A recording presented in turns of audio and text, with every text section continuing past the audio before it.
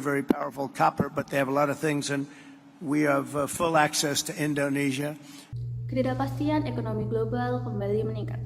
Amerika Serikat resmi akan memberlakukan kebijakan tarif baru sebesar 19% terhadap 9 negara termasuk Indonesia mulai 1 Agustus 2025. Bank Indonesia menilai kebijakan ini bisa mengunjang stabilitas ekonomi dunia.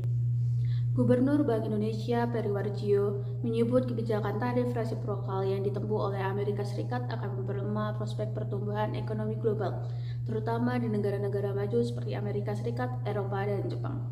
Peri menambahkan walau negara-negara tersebut menerapkan kebijakan fiskal ekspansif dan pelonggaran moneter, tekanan terhadap pertumbuhan ekonomi masih sangat tinggi. Only believe in bilateral deal. Oleh karena itu, makanya yang disasar sekarang adalah negara-negara yang punya surplus besar perdagangan dengan Amerika. Ekonomi Cina, yang selama ini menjadi motor pertumbuhan Asia, diperkirakan belum stabil akibat upaya diversifikasi ekspor yang belum berhasil sepenuhnya. Sebaliknya, India masih menunjukkan pertumbuhan yang positif berkat tingginya permintaan domestik.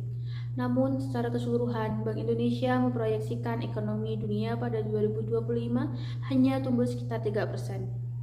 Aliran modal global juga mulai bergeser dari Amerika ke Eropa dan negara berkembang, seiring melamahnya indeks dolar US. Bagi Indonesia, kebijakan tarif 19% dari Amerika Serikat jelas bukan kabar yang baik.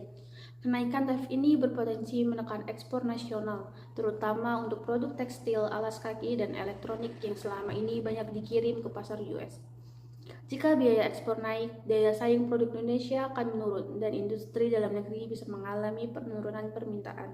Selain itu, investor asing bisa menahan diri menanamkan modal di sektor ekspor, dan tekanan terhadap nilai tukar rupiah pun bisa meningkat. Namun, di sisi lain, kebijakan ini juga bisa menjadi momentum bagi Indonesia untuk memperluas pasar ekspor ke negara non-US dan memperkuat industri substitusi impor. Ketika ekonomi dunia terguncang oleh kebijakan sepihak, Indonesia harus tetap berdiri kokoh. Dengan koordinasi kebijakan yang kuat dan strategi ekonomi jangka panjang, Indonesia dapat bertahan bahkan tumbuh di tengah gejolak global.